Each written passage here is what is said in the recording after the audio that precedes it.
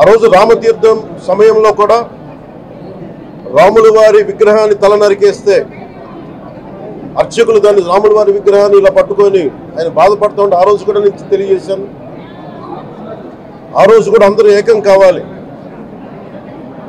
ఎవరి మతమైనా కావచ్చు, ఎవరి ప్రార్థనా మందిరాలు కావచ్చు, దేవాలయం కావచ్చు, మస్జిద్ కావచ్చు, చర్చి కావచ్చు, కానీ వారి మనోభావాలకి దెబ్బతినేలాగా దాడులు జరిగితే బయటికి రావాలి అని అందరూ నేను కోరుకుంటే ఆ రోజున చిలకలూరుపేట నుంచి ఉండే ముస్లిం సమాజ సోదరులు కూడా బయటకు వచ్చి ఆ రోజున మద్దతు తెలియజేశారు. ఇది ఏ ధర్మానికి సంబంధించిన అందరూ రావాలని ఒక పిలుపునిస్తూ ఆ రోజు కూడా వచ్చారు. కావాలంటే అది ఒకసారి మీరు ట్విట్టర్ టైం లైన్లో ఉంటుంది, అది కూడా మీరు చూసుకోవచ్చు. కానీ ఈ రోజున మేము ముందు నుంచి తెలియజేస్తూనే ఉన్నాం. చాలా అవకతవకలు జరుగుతూ ఉన్నాయి, ప్రసాదాలు కల్తీ జరుగుతూ ఉన్నాయి, సరిగ్గా లేవు, ప్రసాదం నాణ్యత పోయింది, డబ్బులు కలెక్ట్ చేస్తున్నారు, రిసిప్ట్లు ఇవ్వట్లేదు, అసలు టీటీడీ మీద కూడా వైట్ పేపర్ రావాల్సిన అవసరం ఉంది. ఇవన్నీ కూడా మేము చాలాసార్లు అనుకుంటా ఉన్నాం. కానీ ఈ స్థాయిలో కల్తీ జరుగుద్దని, కల్తీ ఉంటుంది, ఫుడ్ అడల్ట్రేషన్ ఉంటుంది, చేసే తిండిలో కల్తీ ఉంటుంది, అన్ని దేవాలయాల్లో కూడా ప్రమాణాలు పాటిస్తున్నారా లేదా అన్న చర్చ బయటకు వచ్చింది ఈ రోజున. ముఖ్యంగా తిరుపతి లడ్డు ప్రసాదాన్ని శ్రీవారి మహాప్రసాదానికి సంబంధించి ఇది మీకు ప్రత్యేకించి నేను చదివి వినిపిస్తాను మీకు.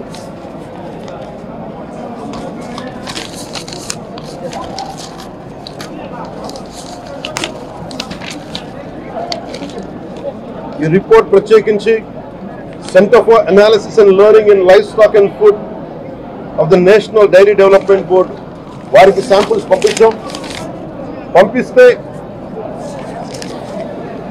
ఇది వాళ్ళు తెలియజేసింది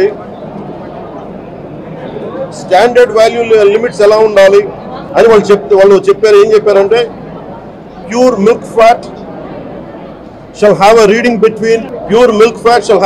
between 95.68 to 104.32, but all the ghee samples had values around 20, which means the ghee is highly adulterated.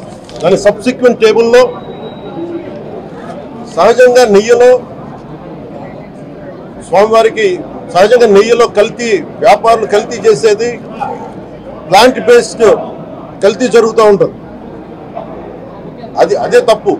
అలాంటిది దీంట్లో ప్రత్యేకించి తెలియజేసింది సోయాబీన్ ఉంది, sunflower, olive oil, rape seed, linseed, wheat germ, maize germ, cotton seed, coconut, palm ఆయిల్తో పాటు fish oil, beef tallow, lord.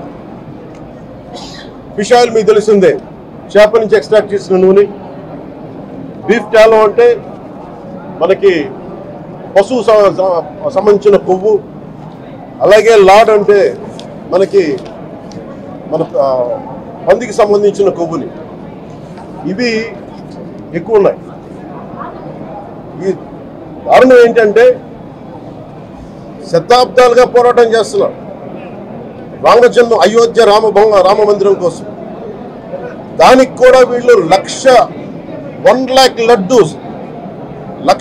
లడ్లు ఇలా beef తోటి, పిగ్ ఫ్యాట్ తోటి, ఫిష్ ఆయిల్ తోటి కలిపిన లడ్డు 1,00,000 లడ్లు కొన్ని దశాబ్దాలుగా శతాబ్దాలుగా అయోధ్య రామ మందిరం కావాలని చాలా ప్రతిష్టాత్మకంగా తీసుకుంటే దానికి కూడా తిరుపతి లడ్లు వెళ్ళి, టీటీడీ లడ్లు వెళ్ళి, ఇది దేశం అంతా దీన్ని కదిలిపోయింది. ఈ రోజున ఇలాంటి అపవిత్రం జరిగింది. దీని గురించి ప్రస్తావిస్తే రిపోర్ట్లు బయటకు వస్తే వైసీపీ నాయకత్వం కానీ ఇది రాజకీయ లబ్ధి కోసం చేస్తున్నారని ఒక మాట మాట్లాడుతూ ఉన్నారు. వైసీపీ నాయకులకి కానీ వారి మద్దతుదారులు కానీ నేను మనస్ఫూర్తిగా మీకు తెలియజేస్తున్నా, రామతీర్థం గొడవప్పుడు 219 గుడులను మీరు అపవిత్రం చేసినప్పుడు మీ పాలనలో ఒక సగటు హిందువుగా నేను గొంతెత్తి పోరాటం చేయాలి అంటే రోడ్ల మీదకి ఆ రోజే వచ్చామని గుర్తుపెట్టుకోండి. ఆ రోజు కూడా రామతీర్థం రాముల వారి విగ్రహాన్ని మీరు నరికేసి అర్చకులు చేతిలో పట్టుకున్నప్పుడు చాలా బాగుంది. కానీ ఆ రోజు కూడా దాన్ని రాజకీయ పరంగా మేము తీసుకెళ్ళా. దోషులకి శిక్ష పడాలి, వీళ్ళెవరో కనుక్కోండి. ఈ రోజు వరకు మీరు పట్టించుకోవాలా. ఇది మేము చెప్తూనే ఉన్నాం. నిజంగా చెయ్యాలంటే ఈ ప్రస్తావన ఎందుకు తీసుకొస్తున్నానంటే, సమాజంలో అస్థిరత లేదంటే డిస్హార్మనీ క్రియేట్ చేయడానికి మేము లేవు ఇక్కడ. కానీ తప్పు జరుగుతుంటే, దాడులు జరుగుతూ ఉంటే, అపవిత్రం చేసుకుంటూ వెళ్ళిపోతే చూస్తూ ఎవరు కూర్చోం. తప్పు, అది కూడా తప్పు అవుద్ది. ఫండమెంటల్ కాన్స్టిట్యూషనల్ ఫండమెంటల్ ఇది. ప్రతి వ్యక్తికి వారి ధర్మాన్ని ఆచరించే హక్కు ఉంది. ఎవరన్నా వచ్చి ఆ ధర్మాన్ని పాడు చేసే హక్కు ఎవరికి లేదు. ఇట్స్ ఫండమెంటల్ రైట్ ఇది. ఇలాంటి స్థాయిలో ఈ రిపోర్ట్ బయటకు వచ్చినప్పుడు ఏం చెప్పు ఉండాల్సింది గత ముఖ్యమంత్రి గారు? నేను ఏ రోజు కూడా మీరు చూశారు, ఇది ప్రభుత్వం, మన కొత్త ప్రభుత్వంలోకి వచ్చాం. ఇది వెండెట్టా ప్రభుత్వం కాదు, ఇది పదా ప్రతీకారాల ప్రభుత్వం కాదు ఇది. కానీ తప్పు జరుగుతుంటే మటుకు చేతులు కట్టుకొని చూసే ప్రభుత్వం కూడా కాదు. అది మీకు చాలా పగడ్బందీగా తెలియజేస్తున్నాను విషయం. అలాంటిది ఆ మీద ఎన్నో మాట్లాడినా మేము ఎప్పుడు మాట్లాడలా. రామతీర్థం గురించి జరిగినప్పుడు కూడా మేము మాట్లాడలా. కానీ ఈ రోజున రిపీట్ అయిపోతున్నాయి మిస్టేక్స్. అలవాటైపోయింది, ఆలవాలం అయిపోయింది. ఇంక ఇక్కడితో ఆగాలి. ఇది ఇప్పుడే ఫుల్ స్టాప్ టు దిస్. దీంట్లో ఒక్క నిందించట్లా. టీటీడీ బోర్డు ఉంది, వైసీపీ కాన్స్టిట్యూట్ చేసిన టీటీడీ బోర్డు ఉంది. వైవి సుబ్బారెడ్డి గారు ఉన్నారు టీటీడీ చైర్మన్ గా. టీటీడీ ఈవోగా ధర్మారెడ్డి గారు ఉన్నారు. మళ్ళీ వాళ్ళు కాకుండా కొత్తగా వచ్చారు. ఈ 5 సంవత్సరాలు ఈ బోర్డు ఏం చేస్తా ఉంది? ఈ టీటీడీ బోర్డుని మేము ప్రశ్నిస్తున్నాం. మీరు బయటికి రండి. గత ముఖ్యమంత్రి ఏం చేసి ఉండాల్సింది? వచ్చినప్పుడు మీరు పంపించండి ల్యాబ్స్ కి. మీకు ఎవరైతే తప్పులు చేశారో వారి మీద మీరు చర్యలు తీసుకోండి చెప్పాలి. కానీ తప్పులు చేసిన వాళ్ళని వెనకేసుకొచ్చే విధానం ఏంటో నాకు అర్థం కావట్లేదు. ఇదాన్ని మార్చుకోవాలి. అంతేగాని మీరు అస్థిరత చేసే ఆలోచన కానే కాదు. ఇదే మీరు ఊహించండి.